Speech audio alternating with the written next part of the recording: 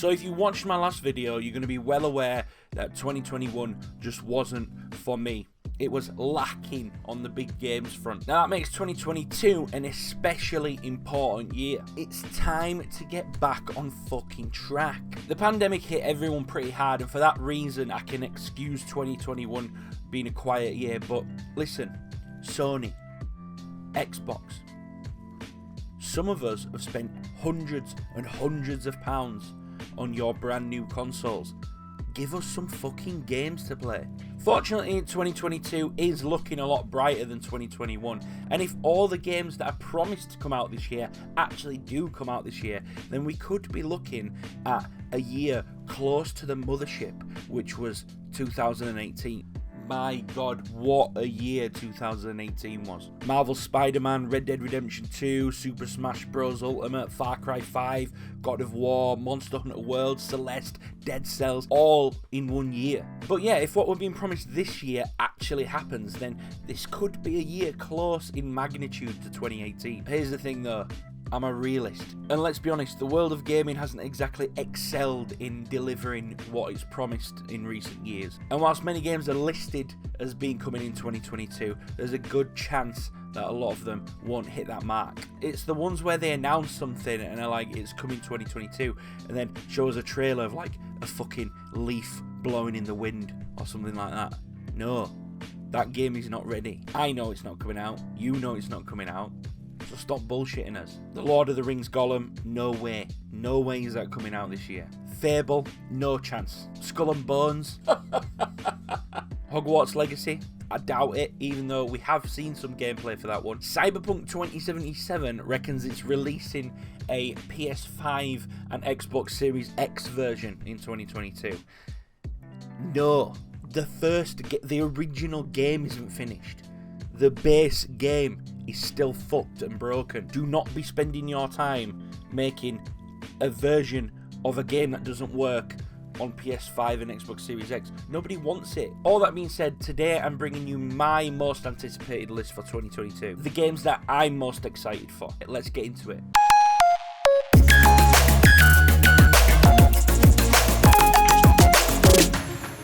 Let's start with the one coming soonest, Pokemon Legends Arceus. Pokemon Legends Arceus. This game is set to release on January 28th. Now, me and the Pokemon games have a love-hate relationship. On one hand, I love Pokemon, I'm a big fan. You know what, Pokemon was a big old part of my childhood. But then on the other hand, I've sat through nearly 2 decades of the same worn-out formula of 2 almost identical games releasing side by side with a handful of new Pokemon, some of which have been fucking questionable over the years. What's that? This is a set of keys. And my biggest gripe of all is that the games are just too easy. And I get that they want these games to be accessible to kids because kids love Pokemon, but just put a fucking hard mode on it or something, anything. Anyway, any Pokemon fan growing up in the early 2000s will tell you that the dream was to have a Pokemon game in beautiful, full 3D glory. Taking that top-down Pokemon formula and applying it to a beautiful 3D world. And in 2019, 2 decades later, they finally decided to deliver on that dream when they released Pokemon Sword and Shield. And for one reason or another, it just wasn't good. Pokemon fans didn't take to it, I think, the way that they expected them to take to it. And the people who wanted the game possibly didn't realise that they maybe didn't want it. Or at least not with the original Pokemon formula. And genuinely, I think it was down to the fact that we all hoped that taking the Pokemon formula and making it 3D would breathe new life into it, but it just didn't. If anything, it kind of took away what charm remained from the original classics, and suddenly we were left with just a very mediocre, repetitive and unchallenging linear RPG. Thankfully, the Pokemon Company, Nintendo and Game Freak finally seem to have got the memo, as Pokemon Legends Arceus is set to be a Pokemon game unlike anything we've seen before. This is going to be an open world RPG, or at least kind of. From what I understand, the game will be actually made up of multiple open world regions, more like Monster Hunter Rise, and it seems to be taking a more in-depth RPG approach with crafting, camps, fighting stances, turn stacking in combat, stat buffs, to name a few of the new features. Pokemon can now also attack your character rather than just your Pokemon, and battles now take place in the game world rather than in a separate arena. Honestly, I don't know what to fully expect from this game. Every time there's a new Pokemon release, I find myself excited for it because I just can't free myself from the grasp that Pokemon has upon me, but most of the time I wind up disappointed with the product. So on one hand I remain skeptical, but everything I know about this game gives me the impression that this really could be the game that I've been waiting for a long time. Pokemon for adults. Next up, we have Teenage Mutant Ninja Turtles Shredder's Revenge. Back in 2020, we were fed a healthy mouthful of nostalgia when Streets of Rage 4 was released. A refreshingly new take on an age-old classic with just enough modernising and quality of life upgrades to smooth the rough whilst keeping what made the originals magic to so many. And in 2021, we got the re-release of Scott Pilgrim vs. the World, which took the Streets of Rage concept and masterfully applied it to a modern setting. And the developers of Streets of Rage 4 and the developers of Scott Pilgrim vs. the World have teamed up to revive the old Teenage Mutant Ninja Turtle games with Shredder's Revenge, taking what was wholly about the Sega Mega Drive originals and giving them a silky smooth upgrade, bringing them into 2022. There isn't an actual release date yet for this game other than 2022, but with the dream team of modern side-scrolling fighter games working on this title together, I'm confident that they'll hit that deadline. Not much else to say about this one really. What you can see here is what you'll get: fast, frenetic, scrolling combat with beautifully nostalgic graphics, and I imagine a fucking killer soundtrack as well. Elden Ring. Elden fucking Ring. Finally coming out on the 25th of February. You shouldn't need me to tell you how highly anticipated this game is.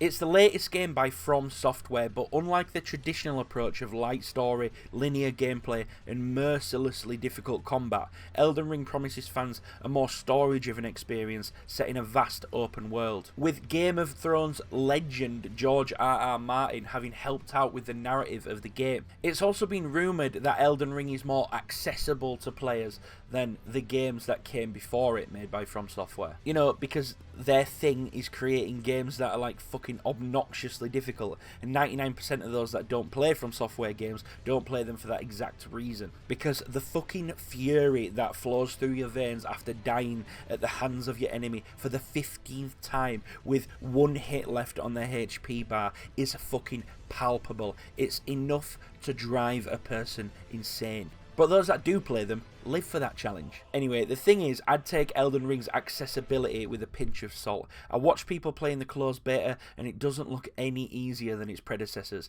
It looks rough. However, the fact that the game's an open world RPG may suggest that the player will have more opportunity to grind and level up by side questing and exploring, which may mean the player can determine their own difficulty in the later game by buffing your character's abilities and stats. Who knows? I guess we'll find out next month. Well, if accessibility is something you want in your RPGs, along with a fantastic and cinematic story, combat autonomy to rival some of the best to ever exist, and some of the tastiest goddamn graphics in the biz, then Horizon Forbidden West is dropping on February the 18th.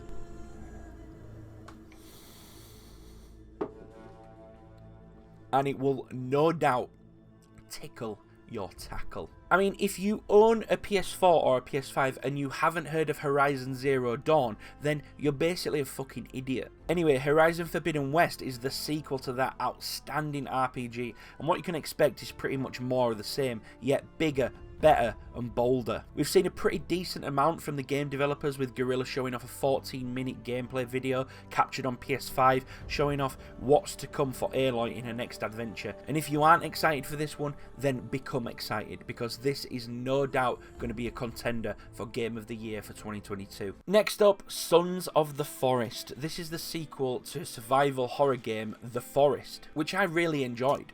But the game wasn't without its faults. It was janky at times, it was buggy most of the time, the actual content within the game was kind of sparse, there weren't enough enemy archetypes or weapon choices, no NPCs or side missions, I could go on. But seeing the success of the game, the bright minds that created it decided, no, we're not going to stick around, support and improve this one. We're going to dip out for 8 years and build a sequel. Now that's not specifically true, they did do a lot of support work for The Forest, but their main focus was the sequel, Sons of the Forest. Set for release on May 20th of this year, the trailers we've seen make this sequel look phenomenal. We haven't seen too much, but many of the original game's flaws look to be ironed out here, and what the game did get right in the atmosphere and the crafting system looks to have been upheld and enhanced. My one skepticism is that the trailers that we have seen look very put together. Like, this looks fantastic on the eye for a crafting / survival game. It makes me wonder how much of these trailers are actually genuine gameplay and how much was created for our viewing pleasure. I guess we'll have to wait and see.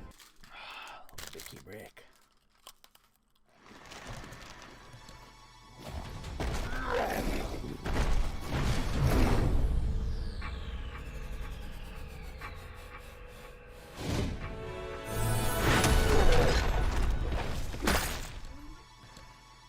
Bad boy.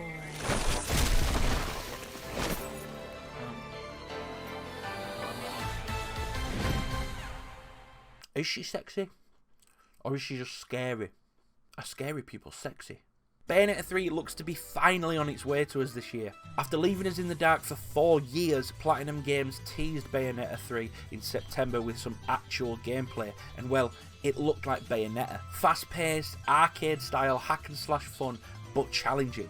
Extremely challenging. There's not a release date set for this game yet other than 2022, but the reason I've included it on this list is because the fact that they announced this game, then went missing for 4 years, literally became a meme. The game was becoming a joke, some speculating that it'd been canned altogether. So their decision to show the game off last September gives me the impression that they're nearing completion. I can't see them wanting to risk going missing again and what that might do for the game's standing. Anyway, definitely excited for this one. Next up, we have Stray. Now, this is another one that doesn't have a release date as of yet, but the last trailer we got of the game looked pretty polished, and at the end of the trailer, it said early 2022. Now, early 2022 to me means before April, right? Anything beyond April should no longer be considered early in the year. Am I right? Now, it's highly unlikely we'll actually get it in early 2022. Why? Because that's when they said we would get it. And usually, the time frame a development company gives us for something to come out is usually a pretty good indicator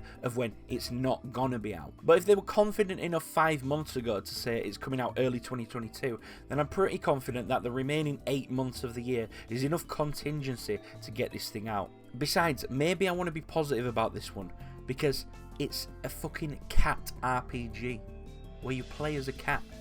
1, who doesn't want to do that? And 2, how has this not been done before? TUNIC is next. Now, this one's been bumbling about as a most anticipated title in the indie world for some time, but finally we have a firm release date of March 16th. It's an isometric adventure game with an emphasis on combat and puzzle solving, and it really just ticks a lot of boxes for me. The art style looks fantastic, the soundtrack sounds amazing so far, the gameplay looks fun and intuitive, and has clearly taken a lot of inspiration from The Legend of Zelda. I mean, it's called TUNIC. Where's a green tunic? La banana. So this whole game has been put together by just one dude in the Unity engine. And these kinds of games are hard to get right, especially when it was made by just one person. But with games like Blue Fire and Death's Door upping the benchmark for these types of games, TUNIC has every potential to be the best one yet. But with games like Blue Fire and Death's Door upping the benchmark for these types of games, TUNIC has every potential to be the best one yet. Now, we all love a Zelda copycat title to tie us over in the downtime, but what about actual Zelda? Not a remake, not a remaster, not a spin-off, the fucking real deal. The still, as of yet untitled, sequel to The Legend of Zelda Breath of the Wild. The last we saw of it was a short gameplay teaser shown back in June of last year at E3 2021, and at the end of the trailer we were given the not so assuring release date of 2022. Now, 50% of me thinks I'm naive to think this game will come out in 2022, but the other 50% of me thinks can they really push this game back another year? The Switch launched back in March 2017 with The Legend of Zelda Breath of the Wild as its launch title, and still, to this day, it's the best game on the system. And with each year that passes, the gap between the modern powerhouses of the current gen consoles and high-end PCs and the Switch grows larger. People are getting used to playing games at 4K resolution, 60 frames per second, and as we edge closer to that becoming the minimum benchmark for home gaming, well, the Switch needs something in order to ensure it stays relevant. We saw with the release of the OLED model that boosting the power in the system doesn't seem to be something that Nintendo are interested in. That means they have to rely on excellent games to keep this time bomb ticking. Luckily for Nintendo, they do make some exceptional games, and each one comes with immense hype from the Nintendo faithful. But none more than The Legend of Zelda Breath of the Wild 2. If Nintendo want to make 2022 a big year, this game has to come out. Stranger of Paradise Final Fantasy Origin is set to be released on the 14th of March, and I know you're probably thinking, why the fuck is he talking about this and not Final Fantasy 16? Well, unfortunately, Final Fantasy 16 falls firmly into the category of unlikely for me.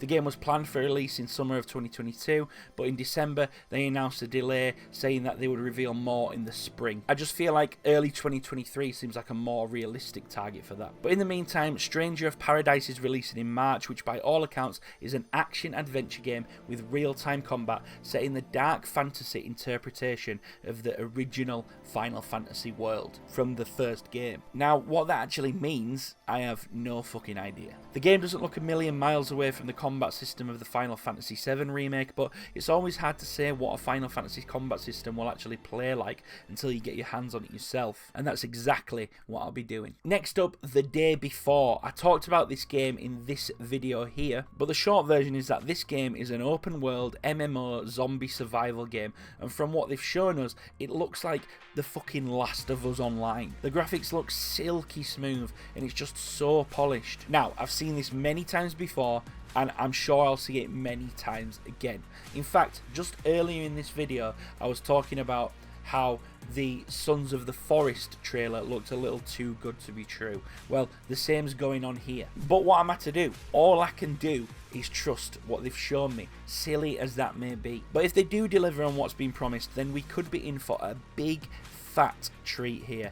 The Day Before is releasing on June 21st of this year. Sifu is coming out on the 22nd of February this year, and it looks really, really fun. Have you seen the film The Raid? Intricate, beautifully choreographed fight scenes, martial arts, almost looks like dancing. Well, Sifu is that in game form. The combat looks extremely fun and is no doubt the core experience in this game, meaning it'll be built with mastery in mind. There's also a cool looking death mechanic where each time you die, you age, and your age affects your abilities in combat. The art style looks so cool as well, but to be honest, I'm mainly here for the combat, and if it plays as good as it looks, then this could be this year's big indie title. Okay, 2 more to go, and these ones are big ones for me, starting with Starfield. Now, people are pretty hot and cold on Bethesda at the moment, and for good reason. Fallout 76 was the straw that broke the camel's back in terms of Bethesda kind of putting out unfinished turds and then letting the modding community fix them. The thing is, up until Fallout 76, the gaming community were willing to let it slide for the most part, because despite their unpolished and borderline broken state that these games were in, the games themselves were generally really fucking good games that people wanted to play. But Bethesda mistook their fans' love for their franchises as something permanent and everlasting when it was actually hanging by a thread. All it would take to destroy it was the same unpolished formula, but this time on a bad game, and that is what Fallout 76 was. The fans couldn't look past how fucking obscenely broken the game was, because the actual gameplay wasn't really any better, and the hammer finally swung down hard on Bethesda. But that being said, Bethesda setting Starfield's release date to the 11th of November 2022 has redemption written all over it for me. And it has to be, really, because if they fuck this one, then they really are fucked, and it doesn't bode well for the Elder Scrolls 6. But as a fan of the Fallout series and the Elder Scrolls series, I know that Bethesda have what it takes to make a fucking killer RPG, and I'm fully excited to see what they do in their new open world RPG adventure set in space. Finally, the big dog. What I imagine to be the next greatest thing to happen in games, and will be for years to come. God of War Ragnarok. If you're a regular on the channel, you don't need me to tell you how much I loved God of War 2018, and what's coming next is Ragnarok. It looks fucking epic from what we've seen so far. With Cory Barlog handing over the reins to a new director, there is a tiny speck of nervous energy floating around in my brain, but Cory's still very much a part of this game, and Santa Monica Studios are just so meticulous in their approach to creating games. I just can't see them fucking this one up. God of War as of yet doesn't have a firm release date, but was originally penned for release last year before delaying into this one, and again I just can't imagine them allowing it to delay further into 2023. And even if I could imagine it, I wouldn't want to believe it. So that's it. That's my list of most anticipated games for 2022. Let me know in the comments below if there's any games you think I've missed, and let me know what you guys are most anticipated for this year. As always, if you enjoyed the video, please leave a like on it. It helps me out a lot. And of course, if you're new, please consider subscribing, and I'll see you in the next one.